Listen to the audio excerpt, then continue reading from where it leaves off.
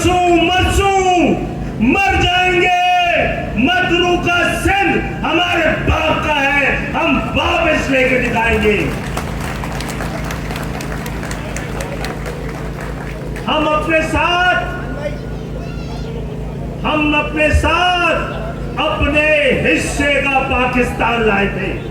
हम अपने साथ अपने कांधों पे उठाकर नजरिए पाकिस्तान लाए थे। हम मतरू का पाकिस्तान, जो हमारा पाकिस्तान है, जो एक्सचेंज की जमीन है, जो तबादले की जमीन है, वो हक हमसे कम मर जाएंगे, मार देंगे, लड़ेंगे, डट जाएंगे, अपनी जमीन से दरबदरार नहीं होंगे, नहीं होंगे, नहीं होंगे। बगावतों के दरख्शा अलम उठाए हुए, जिगर की ताप में शम्मे मुबी जलाए हुए, हमारी राह में जो भी आए दिल को मार के आए, शबे दराज गमे बेकरार गुजार के आए, और बड़ों बड़ों को बबांगे दहल पुकार के आए कि बहुत जहाद तलब है, राह वफा अपनी और इंतहाए जुलूस से है इब्तिदा अपनी। कि बुजुर्गों और साथियों, अभी हमारे नाज़िम ने, हमारे कॉम्पेयर ने बागी और बगावत की बात शुरू की है, और अफसोस यह है कि हम में से कुछ लोगों को इस लफ्ज के मायने ही नहीं पता। उनको बागी होने में और गद्दार होने का फर्क नहीं पता। बागी होता है आदमी तो उसका हाथ सीने पे होता है, और गद्दार होता है तो उसके पुष्प पे किसी और का हाथ होता है।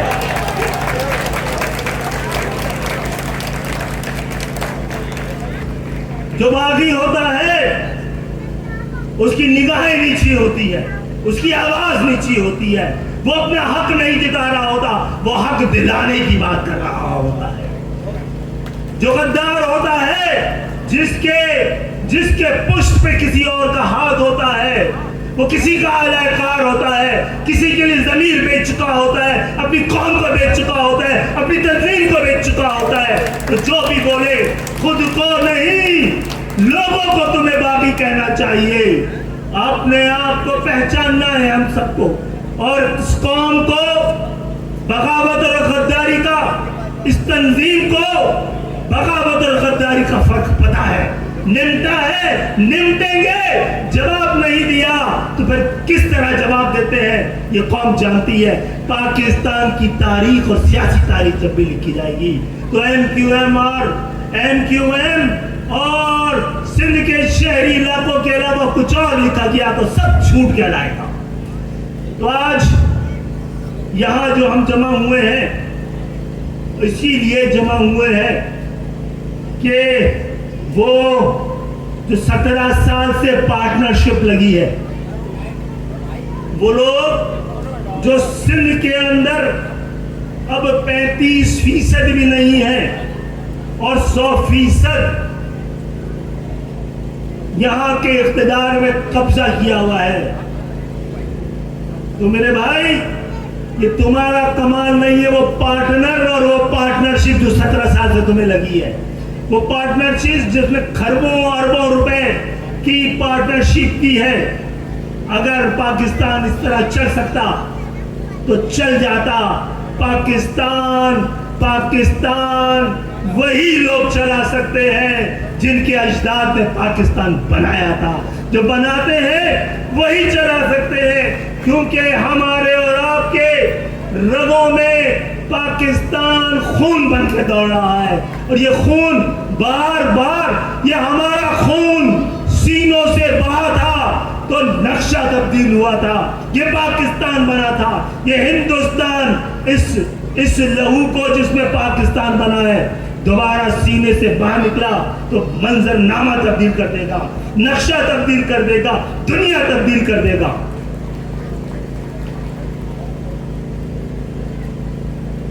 तो आज का ये बंस रोड जिसकी तारीख बहुत पुरानी है,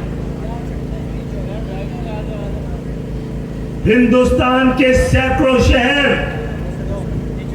दिल्ली, लखनऊ, इलाहाबाद, पटना, बंबई, आगरा, बरेली, बदायूं, मलियाबाद, ये उजड़े थे तो ये गलियां आबाद हुई थी। हमारी तारीख, महाजरों की तारीख ही पाकिस्तान की तारीख है, महाजरों की तहजीब ही पाकिस्तान की तहजीब है, महाजरों की जबान ही पाकिस्तान की जबान है। हम पाकिस्तान है, जहां हम खड़े होंगे वो पाकिस्तान होगा, जहां हम नहीं होते वो पाकिस्तान नहीं कहलाता। आज भी बांग्लादेश में रेड क्रॉस के कैंपों में जहां हम हैं वो पाकिस्तान का ये परचम लहराता है। 23 मार्च को भी, 14 अगस्त में हम पाकिस्तान है, पाकिस्तान हमारा है। और ये बात याद रखें, अब वो वक्त आ गया है, महाजरों ने बड़े 50, 60, 70 साल पाकिस्तान की मोहब्बत में बहुत कुछ सहा है, बर्दाश्त किया है, लेकिन हम अब देखते हैं कि हम खड़े नहीं हुए, आगे नहीं बढ़े तो 20 लाख जाने जिस लिए कुर्बान की गई थी उस 20 लाख जानों का सवाल हमसे किया जाएगा। तो इंशाअल्लाह पहले सिंध वापस लेंगे, फिर यहाँ का निजाम वापस लेंगे, यहाँ की तारीख वापस लेंगे, यहाँ की तंजीम वापस लेंगे।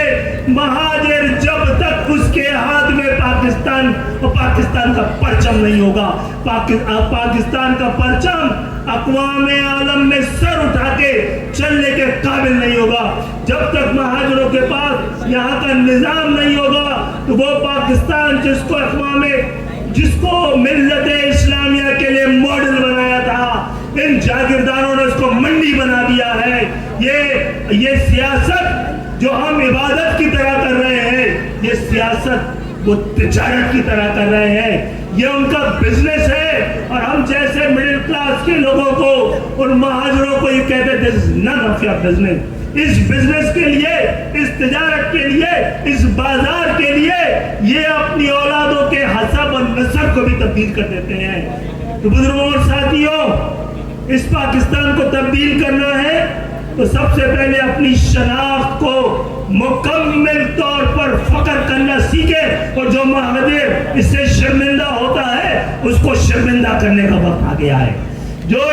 ये वो शनाख्त है जिसमें कोई शर्मिंदगी नहीं है, ये कोई लिसानी शनाख्त नहीं है, ये तारीखी शनाख्त है, ये मेरे नबी के सुन्नत से जुड़ी हुई शनाख्त है, ये सर सैयद खान की औलादों की शनाख्त है, ये टीपू सुल्तान की ललकार से बरामद होने वाली शनाख्त है।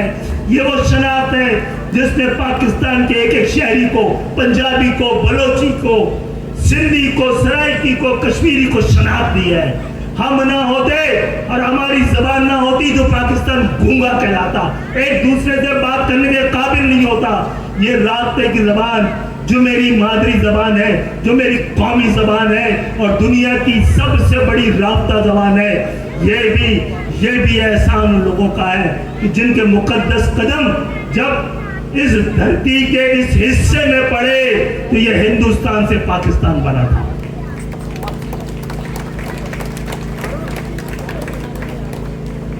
तो जब हम कहते हैं कि भाई हम लड़ना नहीं चाहते तो एतराज आ जाता है, फोन आ जाता है। तो भाई इतना तो कहेंगे ना कि टीपू सुल्तान की औलाद है, सैयद अहमद शहीद की औलाद है, कदीर खान की औलाद है, तो लड़ना चाहते नहीं है, अमन के बासी हैं, लड़ना नहीं चाहते, लेकिन लड़ना जानते हैं, तुम जानते। लड़ेंगे तो अपने दुश्मन से लड़ेंगे, और हमारा दुश्मन वही है जो पाकिस्तान का दुश्मन है, चाहे हमारे साथ हो, चाहे हमारे बाहर हो, सरहदों के अंदर हो या सरहदों के बाहर हो। जो पाकिस्तान का दुश्मन है वही महाजरों का दुश्मन है, जो महाजरों का दुश्मन है वो पाकिस्तान का दुश्मन है। तो जिसको भी पाकिस्तान से मोहब्बत का दावा है, उसे कराची से मोहब्बत का दावा करना पड़ेगा। जो पाल रहा है उसके साथ एहसान फरामोशी नहीं की जा सकती, और ना कराची के साथ एहसान फरामोशी की जा सकती है, ना MQM के साथ एहसान फरामोशी। मुझ में से कोई एक है जो अपना इतना सा कारनामा MQM को छोड़कर किया हो तो बताए। मैं एक ईंट भी लगा सकता हूं, अगर MQM में ना हूं मुझे ईंट मारती जाएगी, ऐसा ही है। हाँ, अगर अपने आप को बेच लूंगा तो फिर मैं महफूज हाथों में।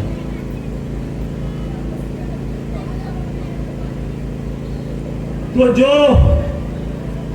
बुजुर्गों और साथियों, मेरी माओ बहनों, MQM के गैरतमंद कारकुनों, ये वक्त आपके परेशानी का नहीं, किसी और की परेशानी का होना चाहिए। आप MQM के साथ, मैंने बहुत पहले कहा था, 22 अगस्त के बाद कहा था, मैंने 18 मार्च 2017 में कहा था कि MQM तकसीम नहीं हो रही है, MQM की तदहीर हो रही है। अभी तदहीर होनी बाकी है।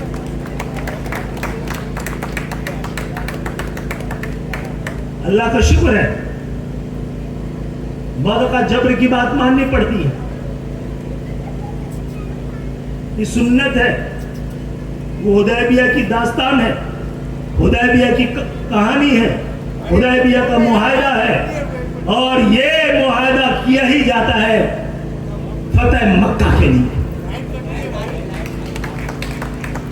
तो इंशाअल्लाह ताला तारीख हम सब मिल के तय करेंगे, और पाकिस्तान वापस लेने के लिए, मतरूका सिंध वापस लेने के लिए, तबादले की जमीन वापस लेने के लिए, महाजरों की शनाख्त के लिए अब महाजर घर से निकलेगा। और वो तमाम मसनूई क़यादतें जो कराची को किसी फैक्ट्री में बना बना के दी जाती हैं, अब समझ लो मेरे भाई, तो तजर्बा तब्दील करो, तो तजर्बा का तब्दील करो, एक ही तरह का तजर्बा करते हो, एक ही की तरह के मॉडल निकालते हो, और वो जब फेल हो जाते तो हमारे मत्थे लगा देते।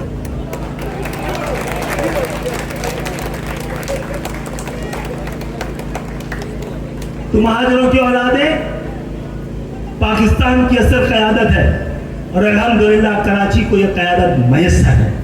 किसी और की ज़रूरत नहीं है, कहीं और जाने की ज़रूरत नहीं है। इन्हीं गलियों से, इन्हीं मोहल्लों से, इन्हीं बच्चों से लोग निकलेंगे जो एक और नई तारीख लिखेंगे। नई क़यादत महाजरों की इन्हीं गलियों और मोहल्लों से निकलनी है, किसी और फैक्ट्री से नहीं आनी है, किसी और ऐसी नर्सरी से नहीं आनी है जहां पर लोगों के ज़मीर और ज़बान खरीद कर उनको बाजारों में बेचने के लिए छोड़ दिया जाता है। इंशाअल्लाह ताला पाकिस्तान पीपुल्स पार्टी के इस कब्जे के खिलाफ आज का ये जलसा एक नई तारीख का ऐलान है, और आप सबको मुबारक हो। और जब भी कौमें आगे के जानिब बढ़ती हैं तो पलट के अब ये आगे बढ़ने का वक्त है।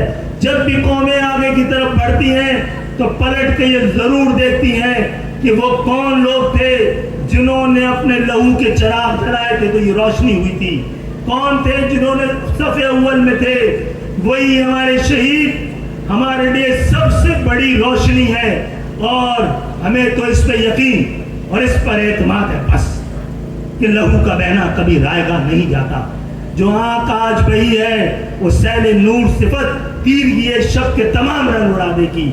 जो हाथ आज कटेंगे नखी पे जा होंगे, जो सर जमी पे गिरेंगे वो आसमां